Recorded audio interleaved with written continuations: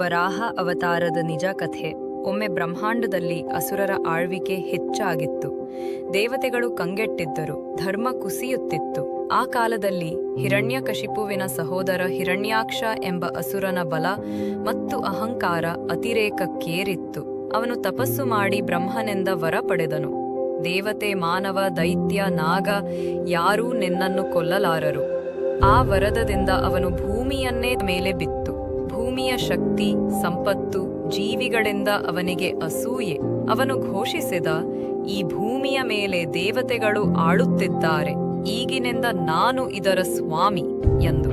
ಕೋಪದಿಂದ ಅವನು ಭೂಮಿಯನ್ನು ಆಕಾಶದಿಂದ ಎಳೆದು ಕೆಳಗೆ ಕೊಂಡೊಯ್ದನು. ಭೂಮಿಯನ್ನು ಎತ್ತಿದ. ಭೂಮಿಯು ಕಾಣೆಯಾದಾಗ ದೇವತೆಗಳ ಹೃದಯದಲ್ಲಿ ಭಯ ತುಂಬಿತು. ಇಂದ್ರ, ವರುಣ, ಅಗ್ನಿ ಎಲ್ಲರೂ ಬ್ರಹ್ಮನ ಬಳಿಗೆ ತೆರಳಿ ಮೊರೆ ಇಟ್ಟರು. ಭೂಮಿದೇವಿ ರಸಾತಳದಲ್ಲಿ ಮುಳುಗಿದ್ದಾಳೆ. ಸೃಷ್ಟಿಯ ಚಕ್ರ ನಿಂತಿದೆ. ಜೀವಿಗಳು ಅಲೆಯುತ್ತಿದ್ದಾರೆ.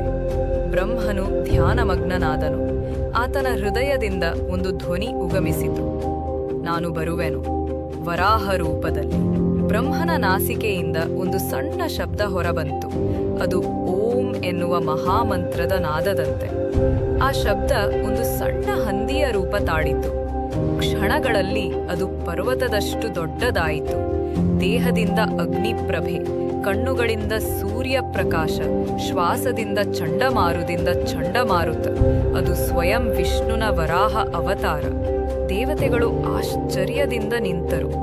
ಬ್ರಹ್ಮಾಂಡವೇ ಕಂಪಿಸಿತು. ವರಾಹನು ಘರ್ಜಿಸಿದ. ಮುಖ, ಪಾತಾಳ, ರಸಾತಳ ಎಲ್ಲೆಡೆ ಪ್ರತಿಧ್ವನಿಸಿತು.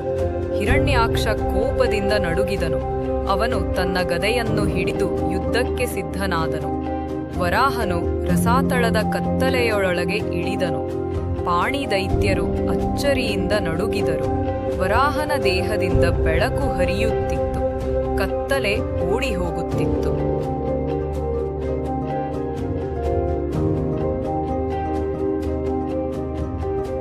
ಅಲ್ಲಿ ಭೂದೇವಿ ಬಂಧಿತಳಾಗಿದ್ದಳು. ಅವಳು ವಿಷ್ಣುವನ್ನು ಕಂಡಾಗ ಕಣ್ಣೀರಿನಿಂದ ಪ್ರಾರ್ಥಿಸಿದಳು. ಪ್ರಭು, ನಾನು ನಿಮ್ಮ ಕಾಯುತ್ತಿದ್ದೆ. ಹಿರಣ್ಯಾಕ್ಷ ನನ್ನನ್ನು ಕತ್ತಲೆಗೆ ಬಂಧಿಸಿದ್ದಾನೆ. ವರಾಹನು ಸೌಮ್ಯವಾಗಿ ನುಡಿದನು, ಮಾತೆ, ನಿನ್ನ ಉದ್ಧಾರಕ್ಕಾಗಿ ನಾನು ಬಂದಿದ್ದೇನೆ. ಅವನು ತನ್ನ ಬಲವಾದ ದಂತಗಳ ಮೇಲೆ ಭೂಮಿಯನ್ನು ಎತ್ತಿಕೊಂಡನು. ಆ ಕ್ಷಣದಲ್ಲಿ ರಸಾತಳದಿಂದ ಪ್ರಕಾಶ ಕವಿದಿತು.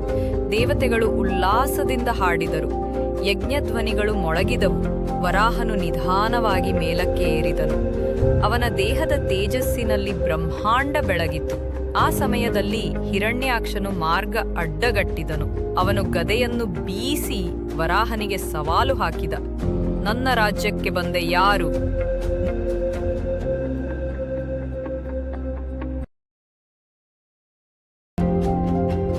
ವರಾಹನು ಭೂಮಿಯನ್ನು ಸುರಕ್ಷಿತವಾಗಿ ಸ್ಥಾಪಿಸಿದನು. ಗರ್ಭೋದಕ ಸಾಗರದ ಮೇಲಿನ ತೇಲುವ ಸ್ಥಳದಲ್ಲಿ ಭೂದೇವಿ ಪುನಃ ವಿಶ್ರಾಂತಳಾದಳು. ಅವಳು ಕೃತಜ್ಞತೆಯಿಂದ ಪ್ರಾರ್ಥಿಸಿದಳು, ಪ್ರಭು, ನೀನು ನನ್ನ ಜೀವನದ ಅರ್ಥವನ್ನು ಮತ್ತೆ ನೀಡಿದ್ದೀಯ. ವಿಷ್ಣು ನಗುತ್ತಾ ಹೇಳಿದರು, ಯಾವಾಗ ಅಧರ್ಮ ಮೇಲುಗೈ ಸಾಧಿಸುತ್ತದೋ ನಾನು ಮತ್ತೆ ಅವತಾರಗೊಳ್ಳುವೆನು. ಧರ್ಮದ ರಕ್ಷಣೆಯೇ ನನ್ನ ಧರ್ಮ.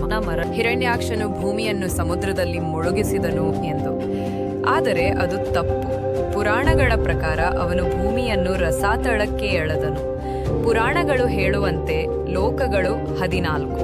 7 ಮೇಲಿನ ಲೋಕಗಳು ಭೂ, ಭುವಃ, ಸ್ವಃ, ಮಹಃ, ಜನಃ, ತಪಃ, ಸತ್ಯಂ. ಮತ್ತು 7 ಕೆಳಗಿನ ಲೋಕಗಳು ಅತಲ, ವಿವಿತಲ, ಸುತಲ, ರಸಾತಲ, ತಲಾತಲ, ಮಹಾತಲ, ದೈತ್ಯರ ವಾಸ. ನಿವಾತಕವಚ, ಕಾಲಕೇಯ, ಹಿರಣ್ಯಪುರವಾಸಿಗಳು ಅಲ್ಲಿ ವಾಸಿಸುತ್ತಾರೆ. ದೇವತೆಗಳ ಸುತ್ತಾರೆ. ದೇವತೆಗಳ ಬೆಳಕು ಅಲ್ಲಿ ತಲುಪುವುದಿಲ್ಲ. ಕತ್ತಲೆ ಮತ್ತು ತಾಮಸವೇ ಆಳುತ್ತದೆ. ಹಿರಣ್ಯಾಕ್ಷನು ಇದೇ ಸ್ಥಳದಲ್ಲಿ ಭೂಮಿಯನ್ನು ಮುಚ್ಚಿ ಹಾಕಿದನು. ದೇವತೆಗಳು ಹುಡುಕಲಾರದೆ ಇರಲಿ ಎಂಬ ಅವನ ಉದ್ದೇಶ. ಇಲ್ಲಿ ಗೊಂದಲ ಶುರುವಾಗುತ್ತದೆ. ಪುರಾಣಗಳಲ್ಲಿ ಸಮುದ್ರ ಎಂಬ ಶಬ್ದ ಬರುವುದು, ಆದರೆ ಅದು ನಮ್ಮ ನೀರಿನ ಸಾಗರವಲ್ಲ, ಅದು ಗರ್ಭೋದಕ ಸಾಗರ, ಬ್ರಹ್ಮಾಂಡದ ಆಧಾರ ಜಲರಾಶಿ. ಈ ಖಗೋಳೀಯ ಸಮುದ್ರದಲ್ಲಿ ಸೃಷ್ಟಿಯ ಬೀಜಗಳು ವಿಶ್ರಾಂತವಾಗಿರುತ್ತವೆ. ಕಾಲಕ್ರಮೇಣ ಜನರು ಗರ್ಭೋದಕ ಎಂಬ ಶಬ್ದವನ್ನು ಸಾಗರ ಎಂದು ತಪ್ಪಾಗಿ ಅನುವಾದಿಸಿದರು. ಹೀಗಾಗಿ ವರಾಹನು ಭೂಮಿಯನ್ನು ಸಮುದ್ರದಿಂದ ಎತ್ತಿದ ಎಂಬ ಭ್ರಮೆ ಹುಟ್ಟಿತು. ನಿಜವಾಗಿ ವರಾಹನು ರಸಾತಳದಿಂದ ಭೂಮಿಯನ್ನು ಎತ್ತಿದ.